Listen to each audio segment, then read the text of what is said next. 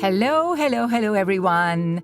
This is Anitha Ratnam, and this is the July edition of Anitha Says, a monthly podcast that captures a global perspective of all the shifts, trends, and events that are happening in South Asian Indian classical dance and contemporary work.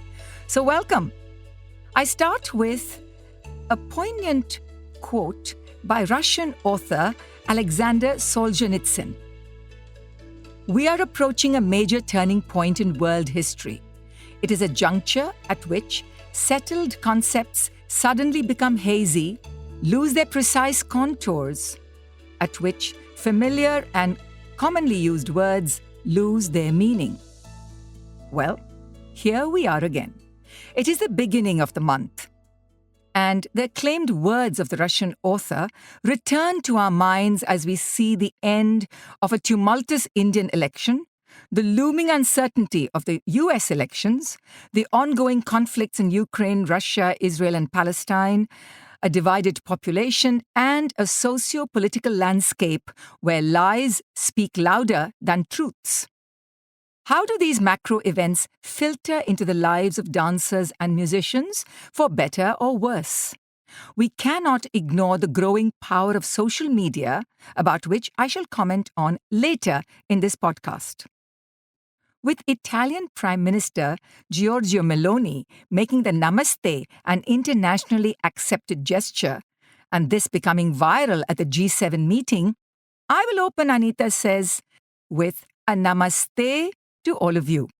Of course, those of you listening will just have to imagine me sitting in the sound studios in Chennai doing that traditional Indian gesture. What I am sharing are not declarations, but ideas that I hope will stimulate more discussion, conversation, and hopefully feedback. Dance festivals galore, non-stop touring, and the Arangetram season in North America in full swing means that every single India-based dance accompanist is now outside the country. A Kathak festival has just concluded in New York City, and soon there will be a Kuchipudi festival at the Mark Morris Dance Center. Ask any India-based dancer who has performances in the country during July and August about what the biggest challenge is. The unanimous answer will be, not a single accompanist is available. Well, we already knew that. Check North America and the Bay Area for the temporary influx. In these uncertain times, I want to return to the idea of core values. Concepts that do not bend or shift with changing political times, but retain their integrity. Circle back to the moment when you first started dance. Do you remember what your parents told you as you prepared to join a dance class? Do you remember the words, the tone of their voice? Do you remember how you felt? The excitement, anticipation, and butterflies in your stomach. I'm pretty sure that your parents' words would have gone something like this. Be alert, listen to your teacher, work hard, do your best. Remember that we love and support you. The words would have been in some combination of these maxims. In dance and life, we are taught that it is with these two core values, resilience and excellence. They are central as we make the journey of life. It is with resilience and excellence that we can experience, dream, create, and perform. Core values are eternal. Resilience, let's come to that. It is a noun. For me, the face of resilience is dance icon Sonal Mansingh, who was told she could never dance again after an almost crippling road accident in Europe decades ago. Look at her now, performing, sharing her wisdom, and spreading her knowledge so actively. In her words, I pulled myself up by the force of my ghungroos. Also for me, the face of resilience is dancer Lata Pada. Having lost her entire family in the June 1985 Kanishka Air India crash, Lata rebuilt her life and career despite this devastating heartbreak. Resilience is what all of us are told to have, despite numerous setbacks of poor reviews, disappointing performances, low turnout, and little resources. Resilience is a core value. You're listening to the podcast Anitha Says, and I'm Anitha Ratnam. Let's move on to another core value: excellence. This is a noun. This is the goal we all aim for in life and art. Take away that horizon that is elusive but worth pursuing, and what are we left with? Bland mediocrity? A sense dulling sameness? What better face of excellence can there be other than Bharatanatyam guru C.V. Chandrasekhar? His recent passing has sparked an outpouring of adulation, admiration, and gratitude from thousands of dancers and rasikas across the globe. A wonderful musician, composer, choreographer, and guide, Guru CVC was a stickler for tradition and perfection. Hearing him praise anyone would demand a great deal from the dance student. I first met Guru CVC during the 1995 production and US tour of Purush, Expressions of Man. This all-male dance event was an ambitious co-production with Jonathan Hollander of the Battery Dance Company in New York City and had its world premiere at the Music Academy, Chennai in August 1995. Prior to this event, I had met Guru CVC in Baroda, where he was living and teaching at the MS University. He was moving to Chennai and was filled with doubts and uncertainties about returning to his home state. I saw firsthand his remarkable creativity during the entire rehearsal process of Purush. The finale Tillana, with all the dance styles participating, was a thrilling moment for the houseful audience. Guru C.V. Chandrasekhar strove for excellence all his life and urged every dancer to work towards that quality. If the words resilience and excellence are valorized, the argument now in some California universities is that it will leverage victimhood and those who feel excluded. So, using these words are now being discouraged in classrooms. In other states, like Texas, critical race theory is excluded from the syllabus. However, the pushback against extreme wokeism has begun. Numerous articles and opinion columns are emerging as counter-arguments to this growing trend of extreme left liberal academic policies. Today, social media can keep almost any issue alive and the flames of dissent burning. Opinions and theories can be formed purely through online debates. Conferences and academic webinars on identity, caste, and social justice will continue as speakers call for the tearing down of every known and recognized cultural institution. Targeting India's national cultural centers like Kathak Kendra, Kalakshetra, and the web portal nartaki.com will continue. Papers and books will be published in the current arts dispensation of funding radical theories. The larger question is, who will occupy the empty pedestals? As I have said before, and I repeat here, nature abhors a vacuum. You're listening to the podcast Anitha Says, and I'm Anitha Ratnam. We live in very different times, where pronouns and labels are needed even before we say a single word. Hiring on campus and now in some corporate sectors has become closely linked with DEI, diversity, equity, inclusion. Interestingly, the same platforms and voices that are clamoring for media freedom, democratic values, identity acknowledgements, human rights, and anti-corruption in the cultural sphere are making very selective choices according to their own agenda. Conflating Zionism, Hinduism, Brahmanism as oppressive has become a chant for some. The emerging voices in dance and cultural academia are from outside India and from individuals and organizations that have no stakes on the ground and with not much connection with the arts fields in India. These are the very same individuals who do not elaborate on their own privileged positions, try to assuage their upper-class guilt, and are careful to safeguard their tenured posts and the generous funding that flows their way from white-dominated institutions. These arguments are tired, repetitive, and unhelpful. Meanwhile, dancers look, watch, listen, and continue to do what they really want to do: dance. The needle may have shifted too far, but core values will always remain at the heart of every individual and organization. You're listening to the podcast, Anitha Says, and I'm Anitha Ratnam. I'm going to shift gear here from the stage and dance and onto the tennis court, because all of you know how much I adore tennis.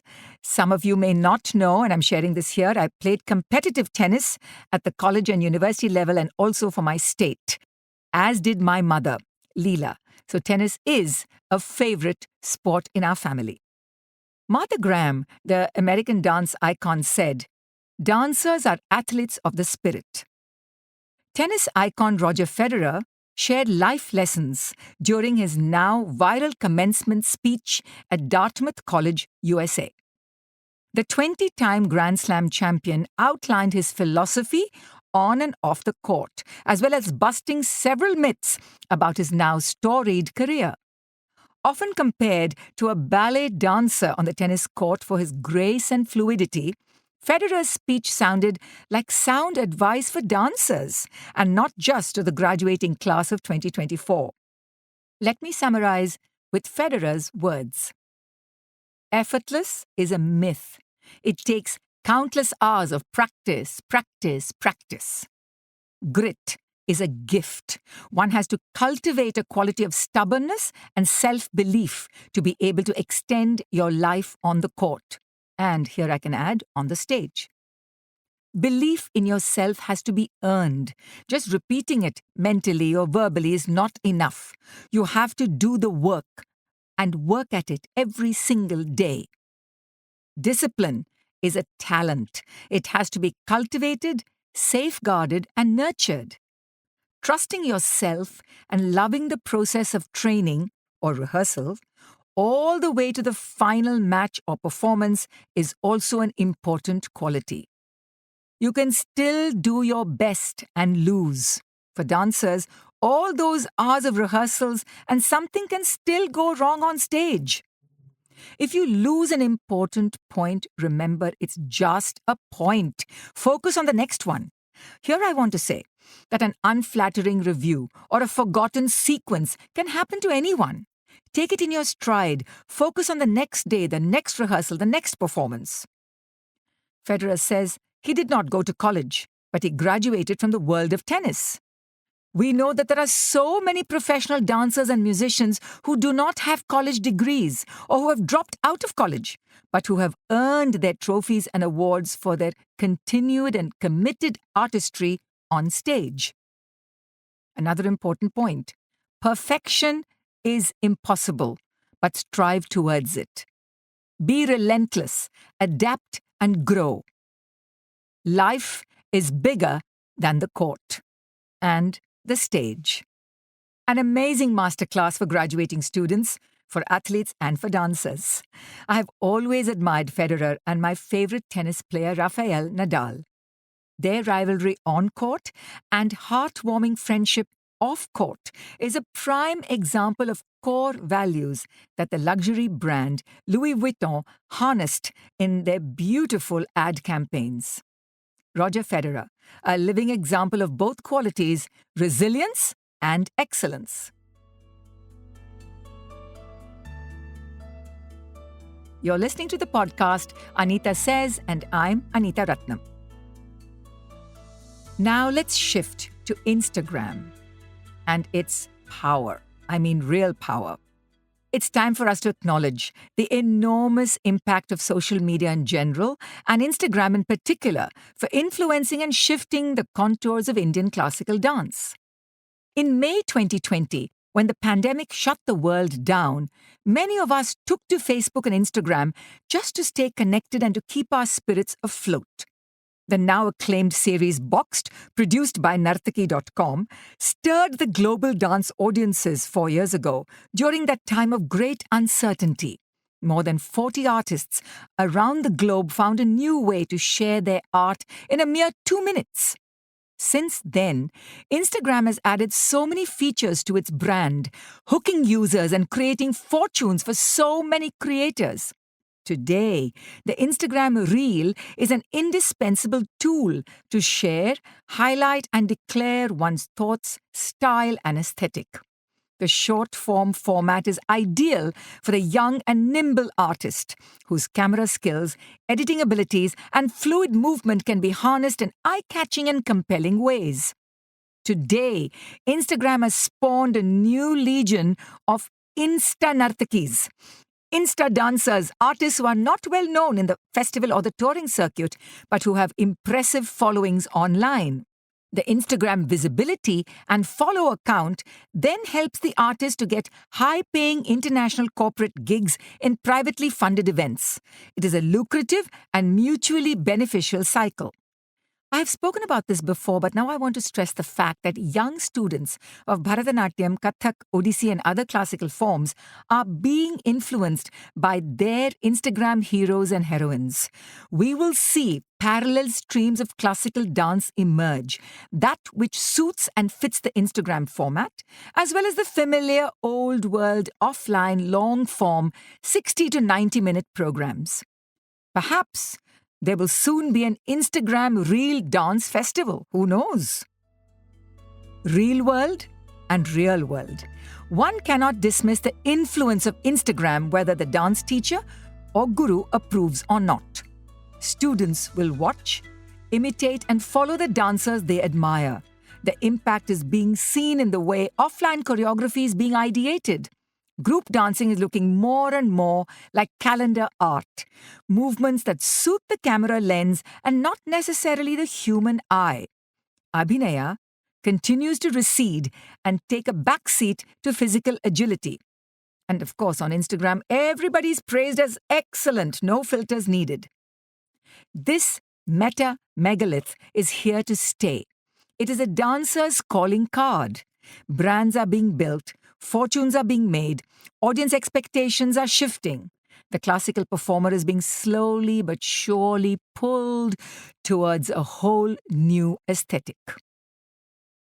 It's time to share congratulations to many people.